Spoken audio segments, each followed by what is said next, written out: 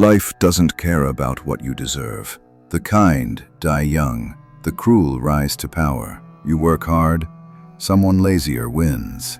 You love deeply, they betray you first. Fairness is a lie we tell ourselves to sleep at night, because the truth is uglier. The world rewards manipulation more than honesty. And justice?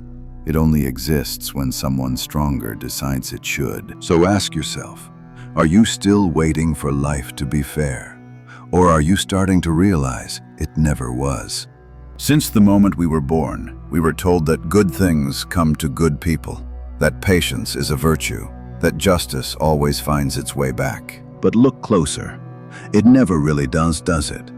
The world isn't built on fairness. It's built on power, luck, and perception. People cheat, lie, and manipulate, and somehow they win.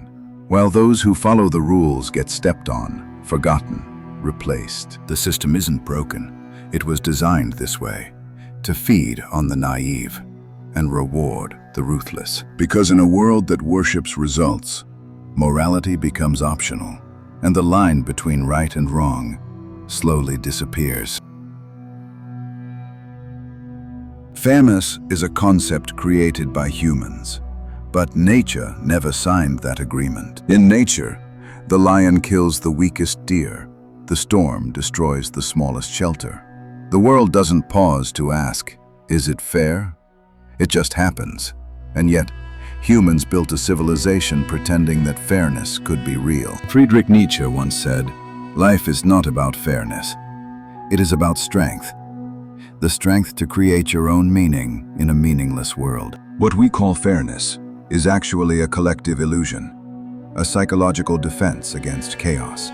We tell ourselves that good deeds will be rewarded, that effort will be recognized, that truth will prevail. But history keeps proving otherwise. Look at the fall of Socrates, a man who lived by truth, condemned to death for speaking it. Or Niccolo Machiavelli, exiled and forgotten for telling rulers the ugly truth about power.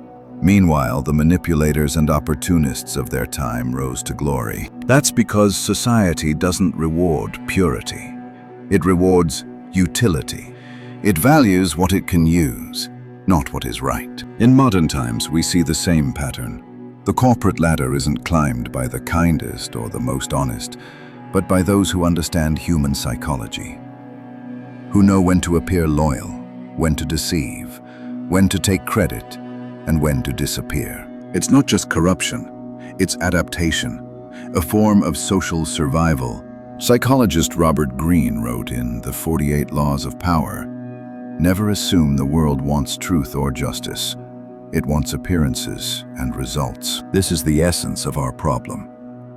We live believing in a moral system that reality doesn't follow.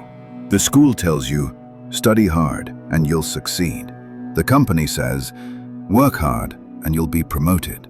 Society whispers, be good and you'll be loved. But life doesn't care. Someone will cheat and still win.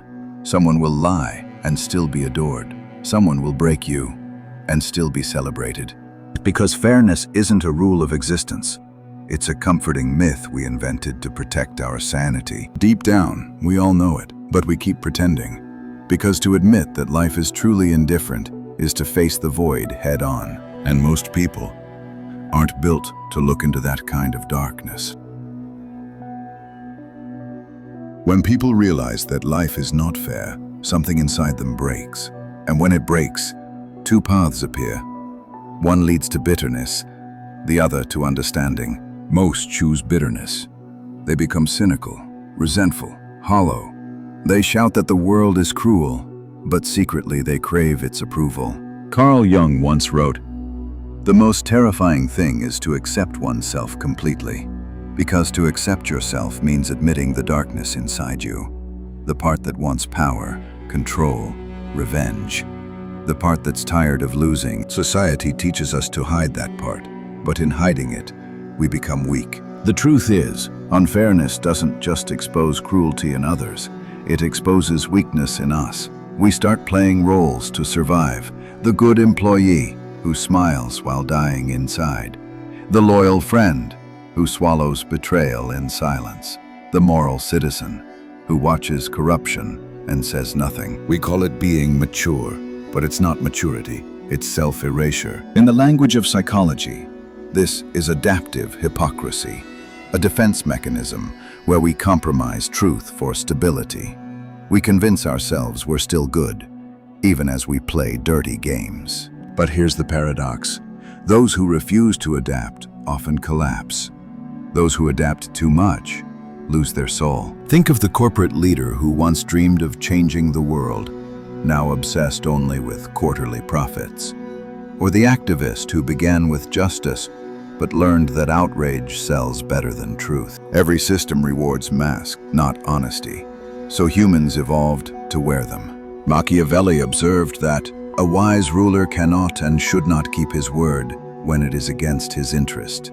Modern psychology calls it strategic morality, doing what is right only when it benefits you. This is not evil, it's survival. The world doesn't punish the manipulative because manipulation is a skill, a form of intelligence sharpened by inequality. But this adaptation comes with a price. The more masks you wear, the more you forget your original face. You begin to measure your worth by how well you deceive, not how deeply you feel. And eventually, when the applause fades, you realize something horrifying. You've survived the unfair world, but in doing so, you've become part of it. You've become exactly what once destroyed you.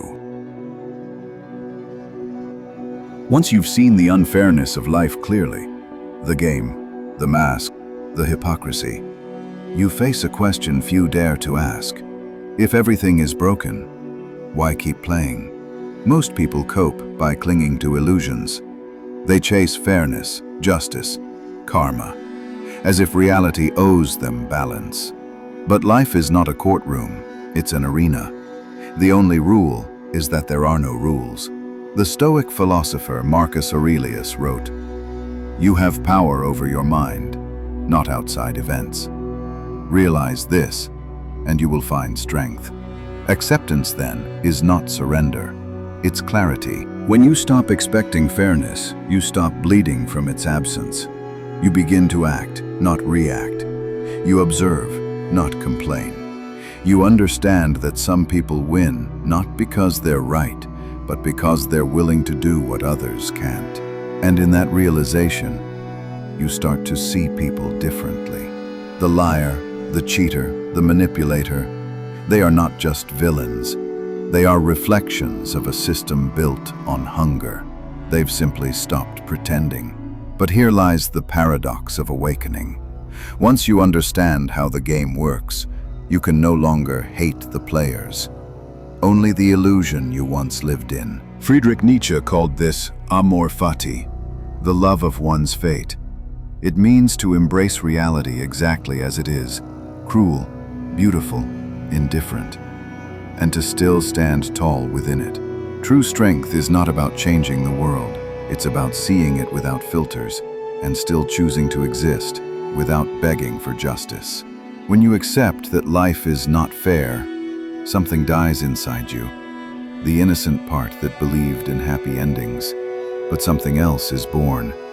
A quiet, unshakable awareness. You stop seeking fairness and start seeking truth. You stop playing by their rules and begin to live by your own. In that cold silence, beyond disappointment and hope, you discover a strange kind of peace. Not the peace of comfort, but the peace of clarity. And maybe that's the only justice this world will ever give you. Maybe life was never meant to be fair, because fairness creates expectation, and expectation creates weakness. When you stop asking, "Why me?" and start asking, "What now?" you evolve. The world doesn't change for those who suffer. It changes for those who adapt without losing awareness. Pain, betrayal, failure, they aren't punishments.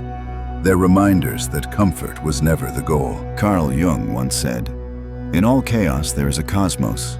In all disorder, a secret order.